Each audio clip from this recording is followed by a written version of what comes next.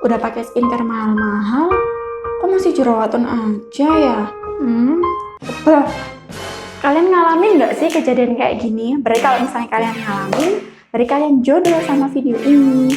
Aku akan bagi tips ke kalian untuk menghilangkan jerawat di muka kalian.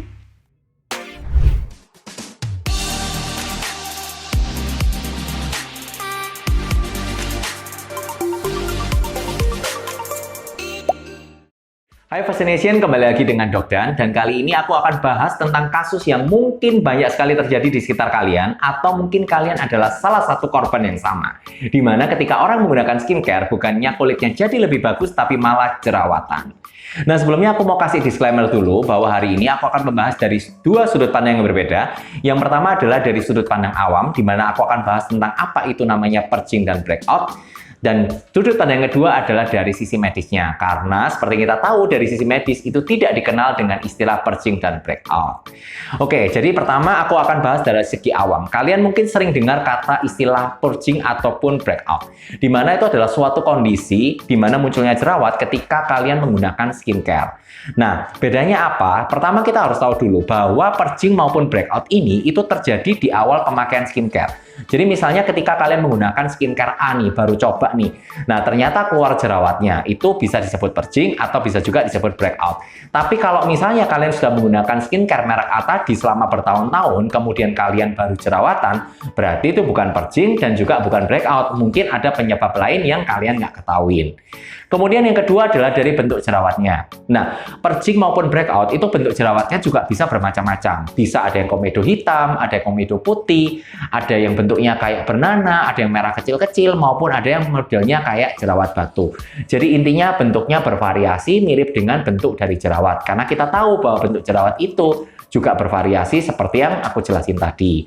Nah, sekarang nih, orang-orang itu sering bingung nih, bedanya purging sama breakout itu seperti apa. Nah, dari segi awam, itu ternyata berbeda. Di mana kita bisa lihat dari dua hal. Yang pertama adalah mekanisme terjadinya. Yang pertama kita bahas dulu tentang yang namanya purging. Jadi purging itu adalah suatu kondisi di mana jerawat itu muncul ketika seseorang itu menggunakan skincare yang dapat mengeksfoliasi atau mengangkat sel-sel kulit mati. Nah, katanya karena ketika kita mengangkat sel-sel kulit mati, maka sumbatan pori-pori itu akan terbuka. Sehingga minyak yang ada di permukaan kulit, kalau ada sumbatan minyak di sini, itu minyaknya akan keluar ke atas tuh, dan akhirnya muncul yang namanya jerawat. Jadi ini yang seringkali disebut dengan purging. Kemudian kalau breakout itu berbeda. Breakout itu dianggap seseorang ketika kamu mencoba skincare yang baru, ternyata kamu tuh nggak cocok atau kamu tuh alergi dengan bahan aktif yang ada di dalam skincare tersebut. Sehingga akhirnya kamu jerawatan. Nah, itu bedanya purging dan breakout. Kemudian kalau dari segi lokasi bedanya apa? Nah, kalau purging itu biasanya muncul pada lokasi-lokasi yang memang seringkali muncul jerawat. Misalnya nih, kalau aku jerawatan di pipi. Nah, ketika aku mencoba skincare A, kemudian aku olesin ke seluruh muka, dan ternyata jerawatnya cuma muncul di pipi, maka itu disebut dengan purging. Tapi kalau breakout, itu dia bisa muncul pada lokasi-lokasi yang biasanya tidak jerawatan, atau lokasi-lokasi yang tidak lazim untuk jerawatan. Misalnya kalau tadi aku jerawatannya biasanya di pipi, kemudian aku coba skincare yang baru, ternyata jerawatnya itu muncul di seluruh muka. Nah, itu yang seringkali disebut dengan breakout. Jadi, gampangannya, purging itu adalah suatu reaksi yang normal karena pemakaian skincare yang awal, di mana ini dianggap sebagai satu reaksi pembersihan kulit dengan skincare. Jadi, maksudnya itu gini, kulit itu dilepaskan sumbatan-sumbatannya, minyak-minyak yang di dalam itu dikeluarin dulu jadi jerawat, dan biasanya ditunggu dalam waktu 4-6 minggu, maka reaksi purging ini akan berhenti dengan sendirinya. Dan biasanya orang-orang menyarankan kalau purging itu skincare-nya nggak perlu di-stop, diterusin aja, karena nanti proses ini akan berhenti dengan sendirinya. Nah, itu berbeda dengan breakout. Kalau breakout itu disebut sebagai suatu reaksi alergi atau nggak cocok. Jadi artinya, ya kamu nggak cocok aja sama bahan aktif dalam skincare itu. Jadi skincare-nya harus segera dihentikan. Nah, gimana sih kalau dari sudut pandang kedokteran? Nah, ternyata dari sudut pandang kedokteran itu tidak ada yang namanya istilah purging dan tidak ada yang namanya istilah breakout. Jadi artinya kalau misalnya kamu ngerasa jerawatan ketika kamu menggunakan skincare, itu sebenarnya yang terjadi adalah kulit kamu tuh tidak tahan atau kulit kamu tuh mengalami iritasi atau alergi terhadap bahan aktif dalam skincare tersebut. Dan biasanya bahan aktif yang bisa menyebabkan jerawat ini atau menyebabkan iritasi ini adalah bahan aktif yang sifatnya asam. Contohnya adalah retinoic acid, retinol, turunan dari AHA seperti glycolic acid, lactic acid, mandelic acid, dan lain-lain, ataupun BHA, misalnya adalah salicylic acid.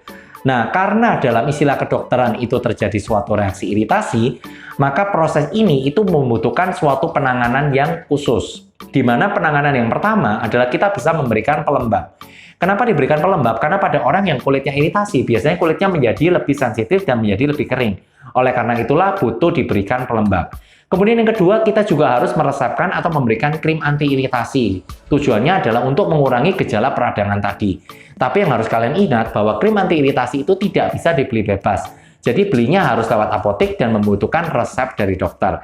Jadi saran dari dokter, kalau misalnya kalian jerawatan karena penggunaan skincare, lebih baik berkonsultasi langsung kepada dokter untuk mendapatkan penanganan yang tepat. Nah, terus gimana sih dok tipsnya supaya kalau misalnya kita mau coba skincare itu supaya nggak jerawatan? Nah, untuk kali ini, untuk jawaban ini nggak akan aku bahas pada video ini, tapi aku akan bahas pada video berikutnya. Jadi pastikan kalian nonton video kata dokter yang berikutnya.